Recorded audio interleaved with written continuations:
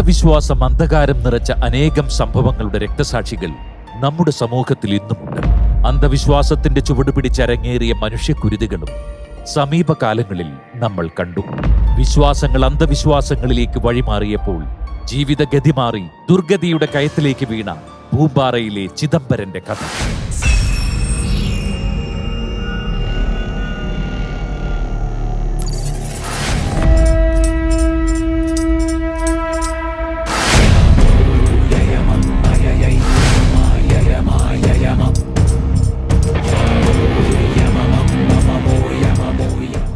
എന്തു പറ്റി ചിദംബരം?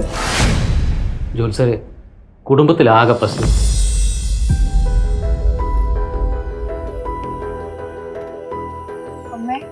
അമ്മ എന്താ ഇവിടെ ഇരുന്ന് ഉറങ്ങുന്നേ?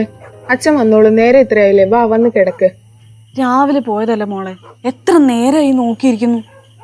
പകല് മുഴുവൻ പണി കഴിഞ്ഞു ഒരു നേരം ഉറങ്ങാൻ വരെ പറ്റുന്നില്ല. സാരില്ല അമ്മ, അമ്മ വന്ന് കിടക്ക്, നേരെ ഇത്രയായില്ലേ. നിങ്ങൾ എവിടെയായിരുന്നു മനുഷ്യ ഇത്ര നേരം? ഞാൻ പ്രായപൂർത്തിയായ ഒരു കൊച്ചു മാത്രമല്ലേ ഉള്ളൂ ഈ വീട്ടില്. നിങ്ങൾ ഈ പകല് പോയിട്ട് എവിടെയാ പോകുന്നത്? നിങ്ങൾക്ക് എന്താ പണി? അച്ഛാ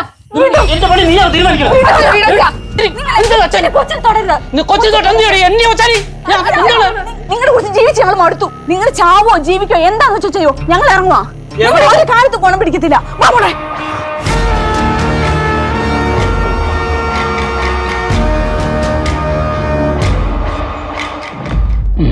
ഞാൻ അവരോട് കുറച്ച് ദേഷ്യപ്പെടാറുണ്ട്. എനിക്ക് പക്ഷേ ഇഷ്ടക്കേടൊന്നും അവരോടില്ല. എന്നിട്ടും അവർ വീട് വിട്ടുപോയി. ഞാൻ ഇനി തിരയാൻ ഒരിടവുമില്ല.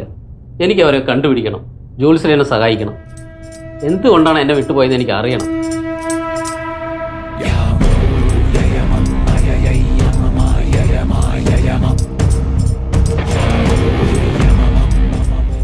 നിന്റെ മകൾക്കും ഭാര്യയ്ക്കും നിന്നോട് മാനസികമായ ഒരു അകൽച്ച കാണുന്നുണ്ട്. അത് അവരുടെ മനസ്സിൽ താനെ ഉണ്ടായതല്ല, ഉണ്ടാക്കി എടുത്തതാണ്. നിന്നെപ്പറ്റി മോശം കാര്യങ്ങൾ പറഞ്ഞു പറഞ്ഞ് നിന്റെ ഭാര്യയുടെ മനസ്സിൽ ഒരകൽച്ച ഉണ്ടാക്കിയെടുത്തു. ആരാ ജോത്സ്യരത്?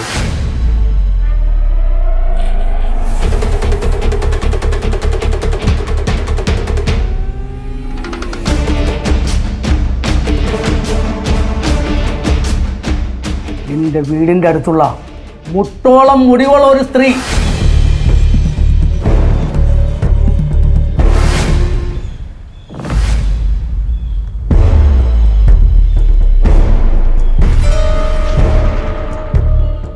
നിന്റെ വീടിന്റെ അടുത്തുള്ള മുട്ടോളം മുടിവുള്ള ഒരു സ്ത്രീ നിന്നെപ്പറ്റി മോശം കാര്യങ്ങൾ പറഞ്ഞു പറഞ്ഞ് നിന്റെ ഭാര്യയുടെ മനസ്സിൽ ഒരകൽച്ച ഉണ്ടാക്കിയെടുത്തു.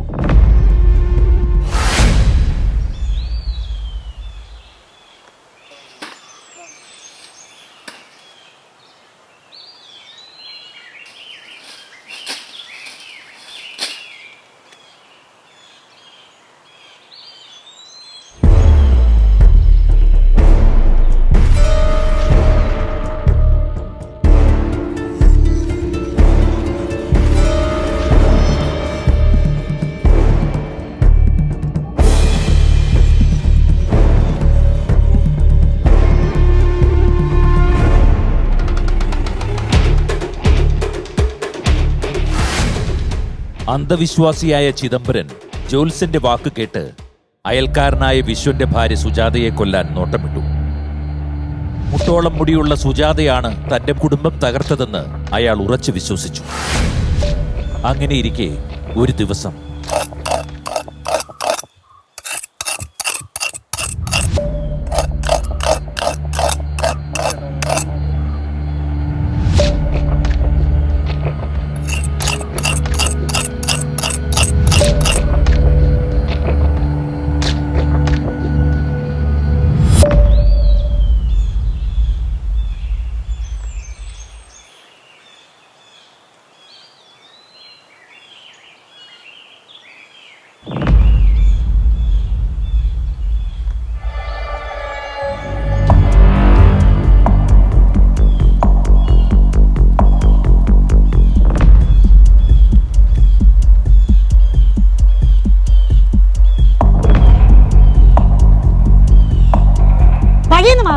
എടി എന്റെ ഭാര്യ മോളെ എന്നിൽ നിന്ന് അകറ്റിയ നീലടി. തന്റെ ഭാര്യ മകളും പോലെ തന്റെ കയ്യിരിപ്പ് ഉറപ്പും കൊണ്ടാ അതിന് ഞങ്ങൾ എന്ത് ചെയ്ത് വഴി മാറണം.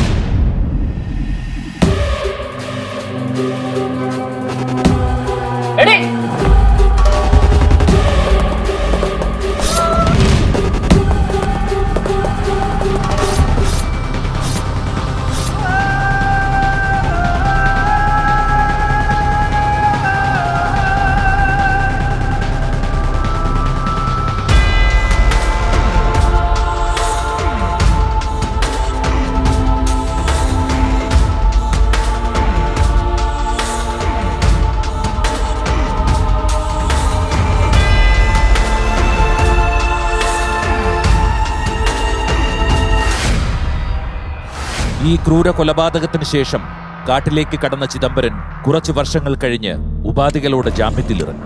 പക്ഷേ കാലങ്ങൾക്ക് ശേഷവും ചിദംബരന്റെ മനസ്സിൽ കുടിയേറിയ പകയുടെ കനൽ കെട്ടടങ്ങിയിരുന്നില്ല.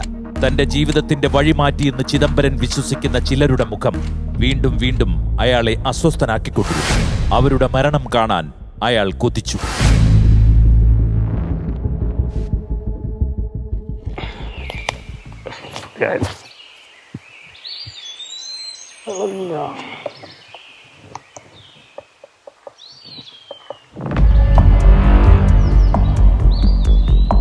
അച്ഛാ,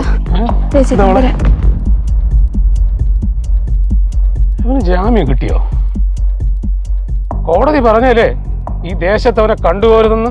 അയാൾ എന്ത് വെള്ളം ചെയ്യട്ടെ അച്ഛാ, പുതിയ പ്രശ്നത്തിന് പോണോ? എന്നാലും ചേച്ചി, നമ്മുടെ അമ്മേനെ കൊന്നവൻ ഇങ്ങനെ നമ്മുടെ കൺവേട്ടത്തോടെ ഒരു കോസിലില്ലാണ്ട് നടക്കുമ്പോ ഓൾറെഡി കേസ് കിടക്കല്ലേ, എന്തിനാ പുതിയ പ്രശ്നം? പിന്നെ ഞാൻ ഇന്നും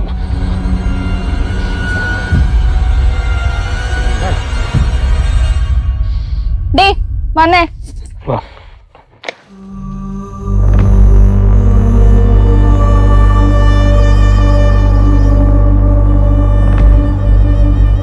എൻ്റെ കുടുംബം ഇല്ലാതാക്കിയിട്ട് ഇപ്പോഴും ഒരു സന്തോഷത്തോടെ ജീവിക്കുക. തീർത്തു തരാം ഞാൻ.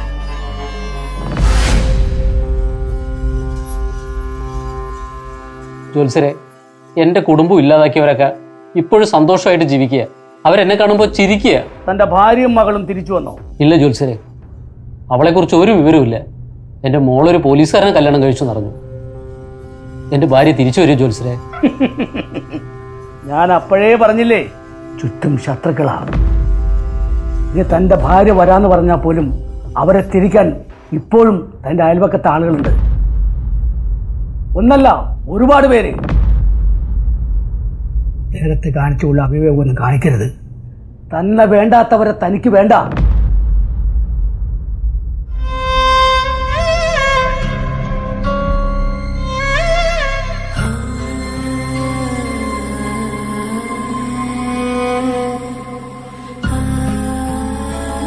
കയ്യിൽ കെട്ടിക്കോളൂ, മനസ്സ് ശാന്തമായിരിക്കും.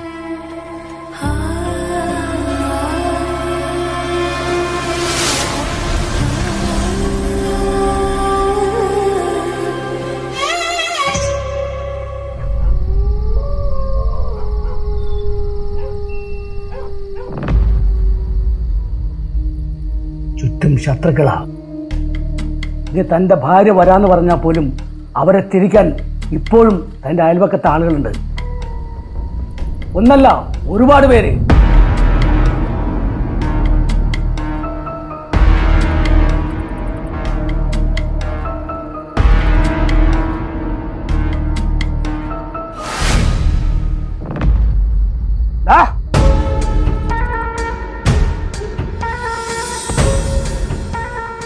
നീ എന്നോട് എന്റെ കുടുംബത്തോടും ചെയ്താൽ ക്ഷമിച്ചതേ എന്റെ മക്കളെ കരുതിയിട്ടാണ്. കേട്ടടാ, ഇനിയെങ്കിലും മാന്യമായിട്ട് ജീവിക്കാൻ നോക്ക്.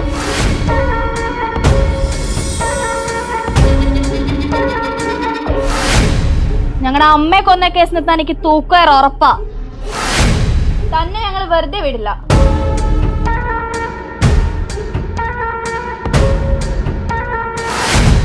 നിന്റെ ഭാര്യ പോയടാ, അവൾ ഇനി ഒരിക്കലും തിരിച്ചു വരില്ല. വന്നാലും ഞാൻ പറഞ്ഞയക്കും.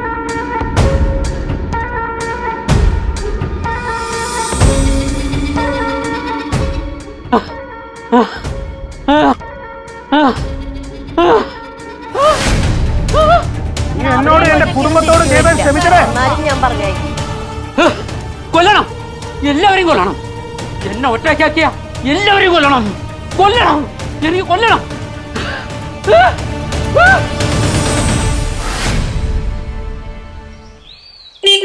ഓ എന്റെ മോളെ ഒന്ന് പെട്ടെന്ന് ഇറങ്ങി വാ, ഇപ്പൊ ബസ് പോവും. വരുന്നച്ചാ.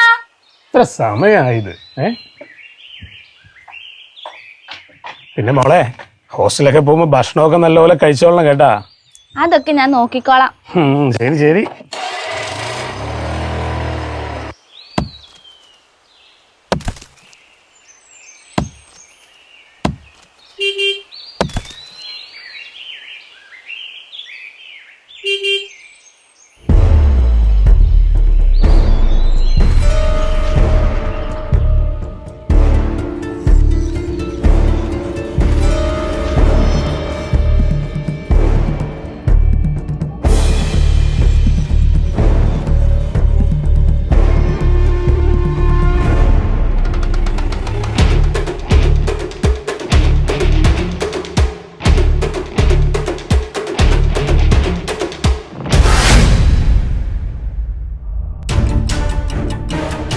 അച്ഛാ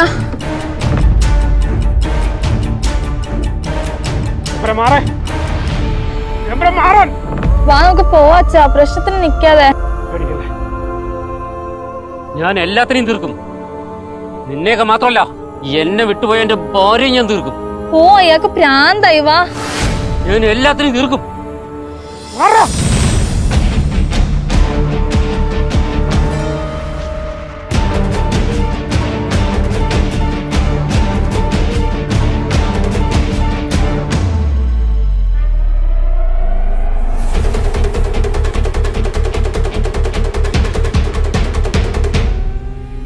ജാമ്യത്തിലിറങ്ങിയ ചിദംബരൻ ഓരോ രാവും പകലും തള്ളി നീക്കിയത് തന്റെ ശത്രുക്കളുടെ മരണം മുന്നിൽ കണ്ടുകൊണ്ട് തന്നെയായിരുന്നു. താൻ കൊന്നു തള്ളിയ സുജാതയെ കൂടാതെ സുജാതയുടെ കുടുംബത്തിലെ പലരും തന്റെ വെട്ടേറ്റ് കിടന്ന് പിടയുന്നത് കാണാൻ അയാൾ ആഗ്രഹിച്ചു. കൂടാതെ മറ്റൊരു അയൽക്കാരി ഉഷയും തന്റെ ഭാര്യ തന്നെ ഉപേക്ഷിച്ചു പോകാൻ കാരണക്കാരിയാണെന്ന് ചിദംബരൻ വിശ്വസിച്ചു.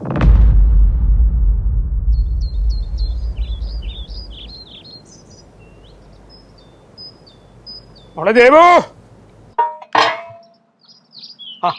അമ്മ കുടിച്ചോ? കുടിച്ചടാ മോളെ.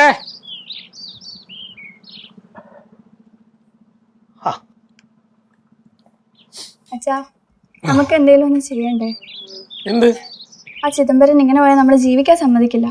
അവനെ അങ്ങനെ വെറുതെ വിട്ടാ പറ്റൂല, നമുക്ക് കേസ് കൊടുക്കണം. എടാ ഇനിയിപ്പൊ കേസ് കൊടുക്കാനൊന്നും പോവണ്ട, അവനറിഞ്ഞ മനസമാധാനം തരില്ല. വിശ്വേട്ടാ, വിശ്വേട്ടാ, വിശ്വേട്ടാ. എന്താ പക്ഷേ? ആ ചിദംബരൻ ചിദംബരൻ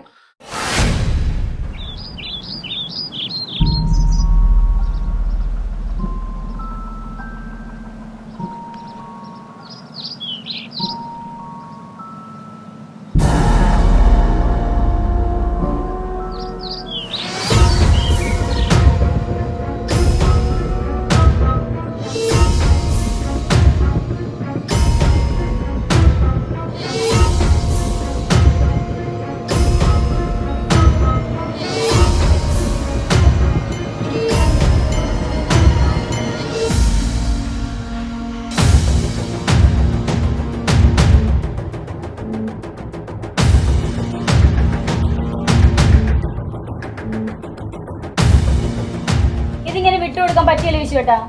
ആർക്കും പേടിച്ചിട്ട് പുറത്തിറങ്ങാൻ പറ്റണില്ല, എനിക്ക് മാത്രമല്ല. നമുക്കൊന്ന് ജീവിക്കണ്ടേ? അതിനെ കുറിച്ചാണ് ഞങ്ങൾ ഇവിടെ സംസാരിച്ചോണ്ടിരിക്കുന്നത്. പഴയതൊന്നും ഞാൻ മറന്നിട്ടില്ല, ഒന്നും. ഒരു ചിദംബരൻ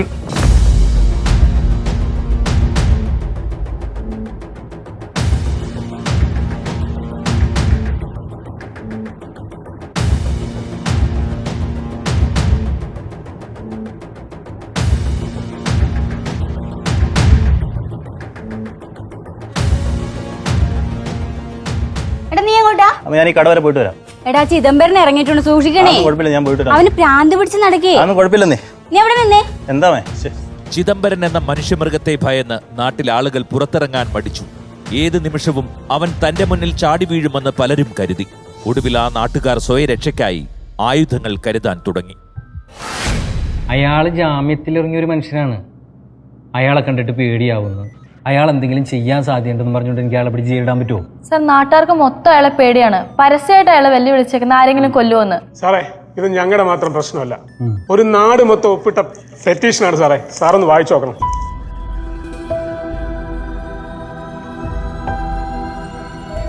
സർ, അങ്ങേർക്ക് ആണോന്നോ പെണ്ണൊന്നും ഇല്ല. ആര് വേണമെങ്കിലും എപ്പോഴുള്ള അയാൾ കൊല്ലും. പക്ഷെ എന്ന് പറഞ്ഞിട്ട് പെട്ടെന്ന് നമുക്കൊരു തീരുമാനം എടുക്കാൻ പറ്റില്ല. അയാളുടെ ബാക്ക്ഗ്രൗണ്ട് ഒക്കെ നോക്കിയിട്ട് അന്വേഷിച്ചിട്ട് വേണം ഒരു തീരുമാനം എടുക്കാനായിട്ട്. എന്തോന്ന് ബാക്ക്ഗ്രൗണ്ട് സാറേ? പക്ക ക്രിമിനലാണ് അങ്ങേര്. എന്റെ ഭാര്യയെ കൊന്നവനാണ്. ആലോചിക്കണം പോലും. ഇവിടെ താൻ സമാധാനപ്പെടുറോ? സാറേ, അവരെ പിടിച്ച് അകത്തിടണം സാറേ. താൻ സമാധാനപ്പെട്. നമുക്കത് വേണ്ട പോലെ ചെയ്യാം. ഞാൻ ഒന്ന് ആലോചിക്കട്ടെ. ഞാൻ എൻ്റെ പുള്ളിയുടെ കാര്യങ്ങളൊക്കെ ഒന്ന് നോക്കട്ടെ. എന്നിട്ട് ഞാൻ വേണ്ട പോലെ ചെയ്യാം. ശരി സാറേ, എന്റെ വിഷമം കൊണ്ട് ഞാൻ പറഞ്ഞതാ. അത് തന്നെ ഞാൻ പറഞ്ഞത്, വേണ്ട പോലെ ചെയ്യാന്ന്. താൻ ഇപ്പൊ പോ. അന്ധവിശ്വാസങ്ങൾക്ക് അടിമയായ ചിദംബരൻ തന്റെ ഊഴം കാത്തിരുന്നു. പലതവണ അയാൾ വിശ്വനെ കൊല്ലാനുള്ള പദ്ധതിയിട്ടു. പലപ്പോഴും നേർക്കുനേർ കണ്ടു. ചിദംബരനെ കാണുമ്പോഴൊക്കെ തന്റെ ഭാര്യയെ കൊന്നവനോടുള്ള കലി വിശ്വനും അടക്കാനായില്ല.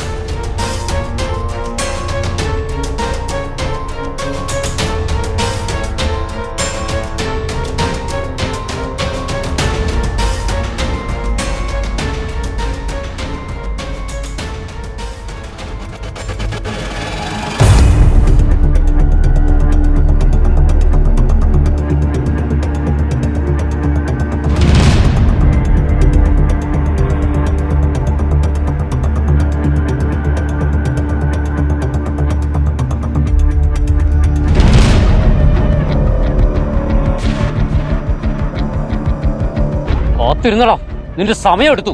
എന്നാ കൊല്ലടാ, കൊല്ലേ. ഒന്നും അറിയാത്ത എന്റെ ഭാര്യയെ നീ കൊന്നു. എന്റെ മക്കൾക്ക് അമ്മ ഇല്ലാതാക്കി. നിനക്ക് മാത്രമല്ല കൊല്ലാൻ അറിയാന്നുള്ളത് എനിക്കും അറിയടാ. കേട്ടാ, ലോറി കയറ്റി കൊന്നുകളയും.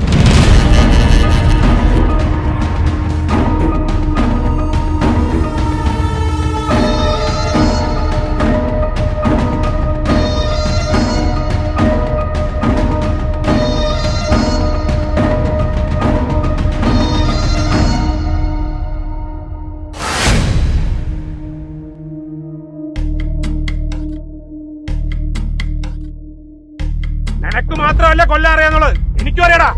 കേട്ടാ, ലോറി കയറ്റി കൊന്നുകളയും.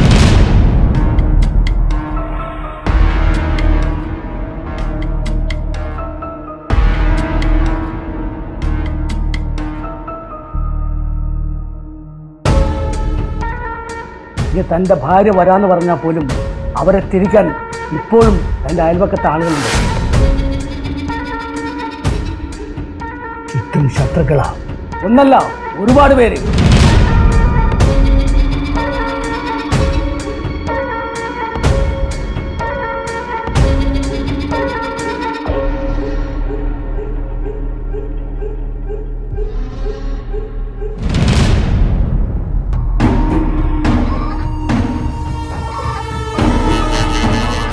തന്റെ മുന്നിൽ ഭീഷണി മുഴക്കിയ വിശ്വന്റെ മുഖം ചിദംബരനെ അസ്വസ്ഥനാക്കി.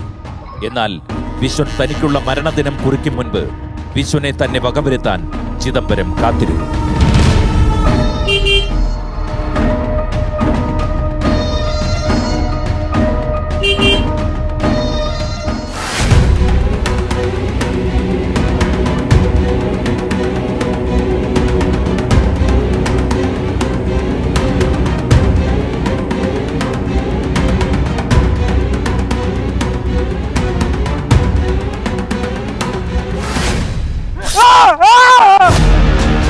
Ah!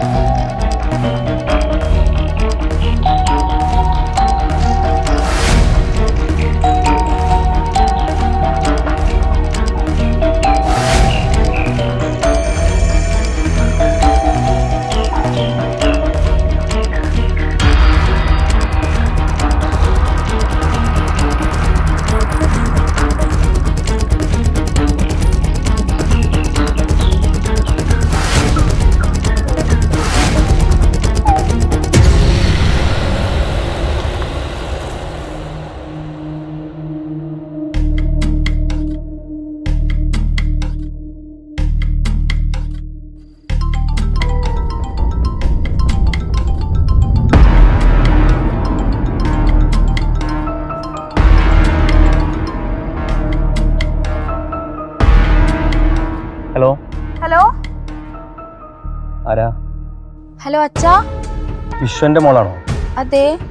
ആരാ ഇത്? ആ, മോളൊന്ന് വീട് വരെ വരണം. എന്തിനാ? എന്റെ അച്ഛൻ ഓക്കെയാണോ? അച്ഛൻ എന്തെങ്കിലും ചെയ്തോ അയാള്? Hello hello. ജാമ്യത്തിലിറങ്ങിയ കാലഘട്ടത്തിൽ ജാമ്യ വ്യവസ്ഥ ലംഘിച്ച് അതിക്രൂരമായി രണ്ടുപേരെ കൂടി കൊലപ്പെടുത്തിയ ചിദംബരം അക്ഷരാർത്ഥത്തിൽ പൂമ്പാറ എന്ന ഗ്രാമത്തിന്റെ പേടിസ്വപ്നമായി മാറി.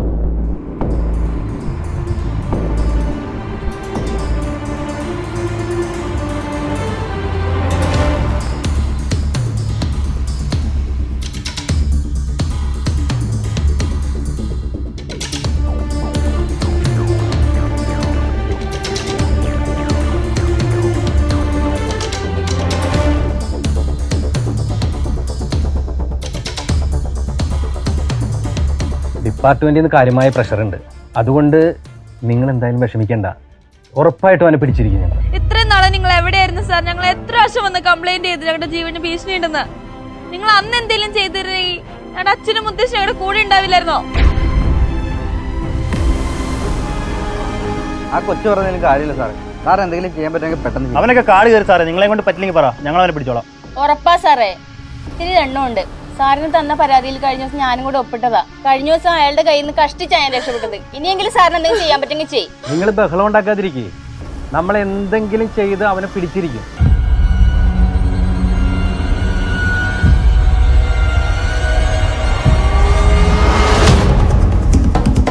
രണ്ട് അരുംകൊലകൾ ചെയ്ത് കാട്ടിലേക്കൊളിച്ച ചിദംബരത്തെ അതിവേഗം പിടികൂടേണ്ടത് നാടിന്റെ ഏറ്റവും വലിയ ആവശ്യമായി. സാറേ, എനിക്ക് ഉറപ്പാ അവൻ കാടി കയറിയിരിക്കുക. 2 ദിവസത്തിൽ കൂടുതൽ അവന് ബസ്സിന് അവിടെ ഇരിക്കാൻ പറ്റില്ല. ഒന്നിക്കൽ അവന്റെ കുടുംബ വീട്ടിലോ അവന്റെ വീട്ടിലോ അവൻ വരും, തിരിച്ചു വരും.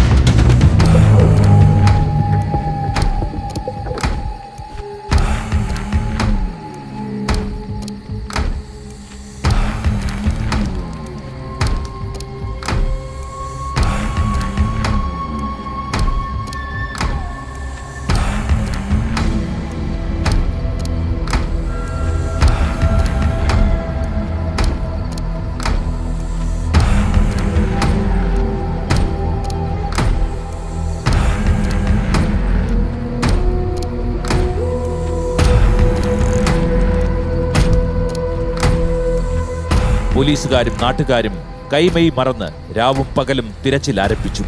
കൊടുങ്കാട്ടിനുള്ളിൽ ആ അന്വേഷണം ഏറെ ശ്രമകരമായിരുന്നു.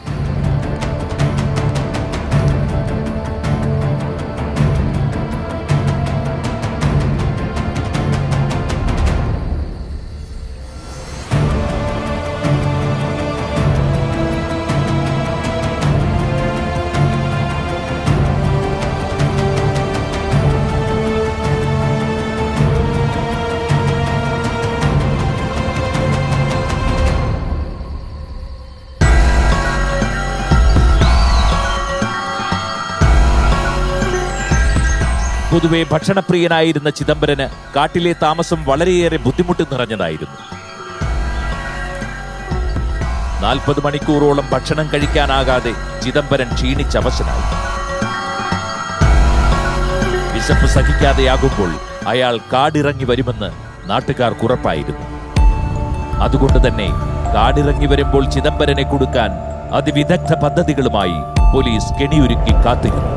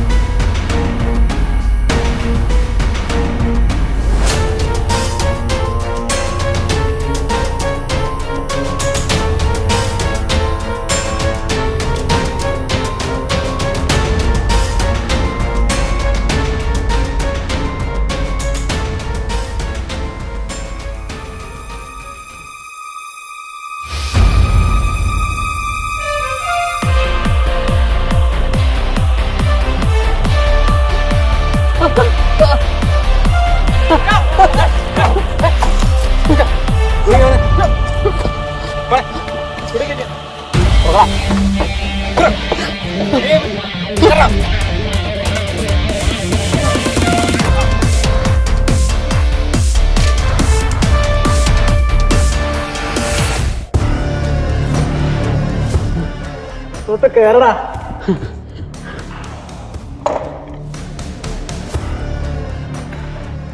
സാറേ, എന്താടാ? എനിക്ക് ഇത്തിരി ചോറും കുറച്ച് ഇറച്ചി കൂട്ടാനും കിട്ടുമോ? വിശന്നിട്ടാ സാറേ. സാറിൻ്റെ അടുത്ത് ചോദിക്കട്ടെ.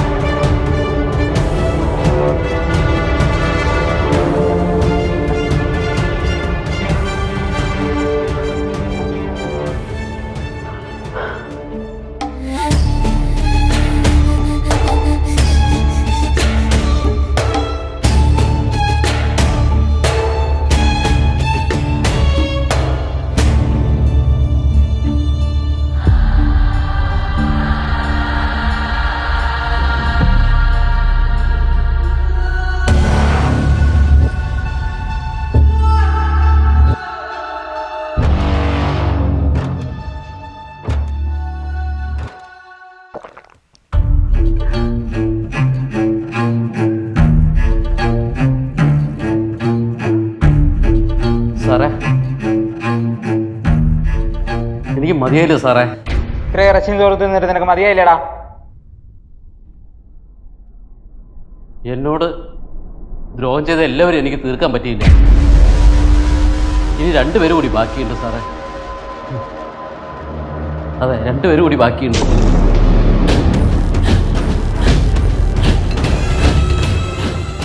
എത്ര പേരെ തീർത്താലും ഒടുവിൽ വരേണ്ടത് ഇവിടെയല്ലേ?